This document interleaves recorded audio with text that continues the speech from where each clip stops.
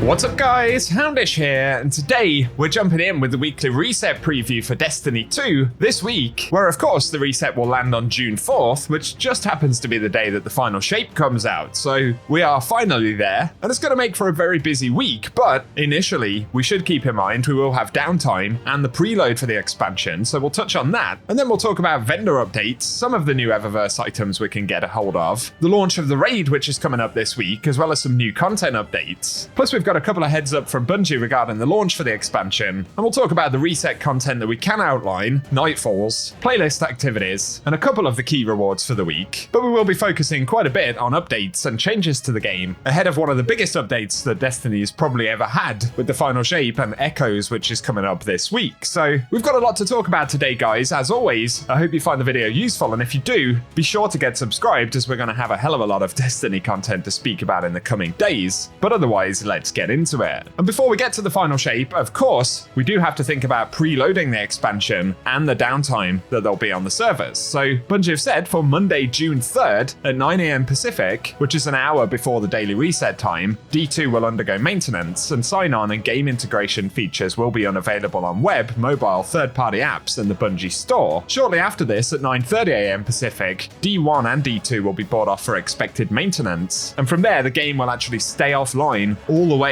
until the reset on Tuesday when the final shape will launch. But at 10 AM Pacific on Monday, preload for the update will become available across all platforms. So from the daily reset today or thereabouts, keep in mind there could be some slight delays with these preloads actually going live, but from shortly after the reset today we can start preloading the final shape. So it gives us plenty of time to get prepared for that. And once again, Bungie will start bringing servers back online at 10 AM Pacific tomorrow, Tuesday, June 4th, and we'll be able to get into the expansion, but we can definitely expect server queues, perhaps some instability for a period of time at the launch, so we'll just have to deal with that, but hopefully it won't be too bad. For other content though, of course in the weekly reset we generally cover Eververse. We won't be able to see all of the new rewards until final shape drops, but we do know that there will be a D&D crossover. These will be silver items as far as we're aware. That includes things like a new ship, Sparrow and Ghost Shell, as well as the D&D themed armor, which is pretty awesome. So that's one thing we can look forward to if you're willing to make the purchase. But with us going into a new season, we are going to see a new artifact of course, and this is the Hunter's Journal. Bungie have outlined the perks for this very recently, and the artifact is actually part of episode 1, which is called Echoes, with episodes essentially being the new version of seasons. And while the season pass and artifact are available immediately with Final Shape's launch, the rest of the episode content will begin to roll out on June 11th, which is next week's reset. So not only will we have a busy first week, but it will continue into the second and probably third week. But one thing we will be getting later on in the first week, of course, is the launch of the raid. So on June 7th at 10 AM Pacific, the contest mode for the new raid will begin, and we'll finally get to explore that when it drops. But if you plan to watch it on Twitch, Bungie do have a couple of exclusive emblems that players can earn. So I'll link an article down below with how you can pick those up.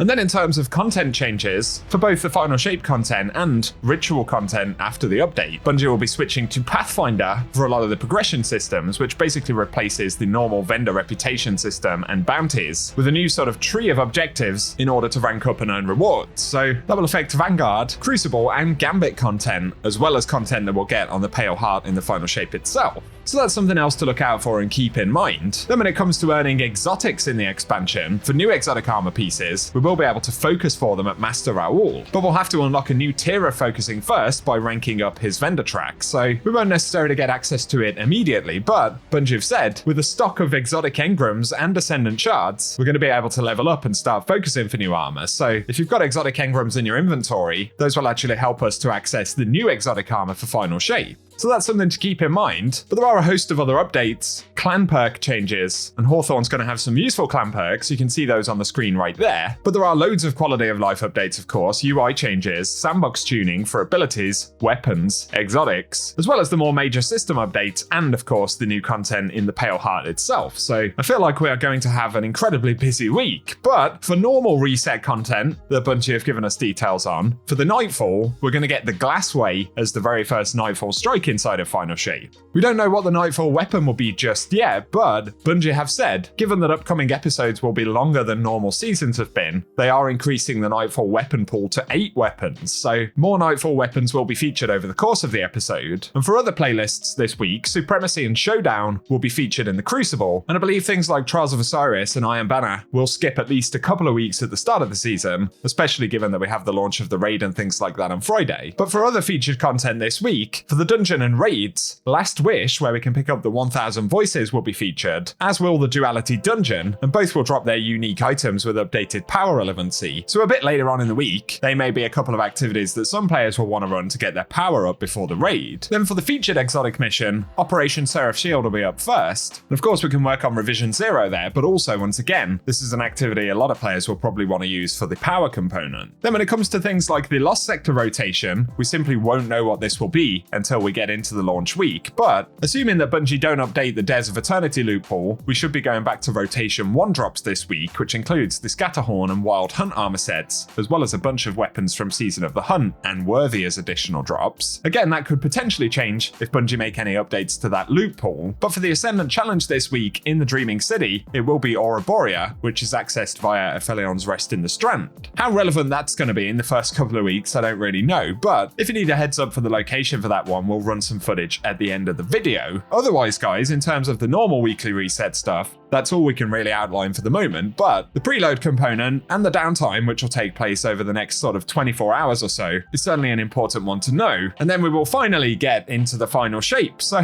let us know what you're looking forward to the most. At the time this video is going live, we've got just a few hours of prep time available to us. So also let us know any stuff that you're getting done before the expansion drops. But once again, if you want to be kept up to date with everything related to the game, get subscribed and I'll keep you posted. But otherwise for today, I very much appreciate you all tuning in, and I will catch you guys very soon.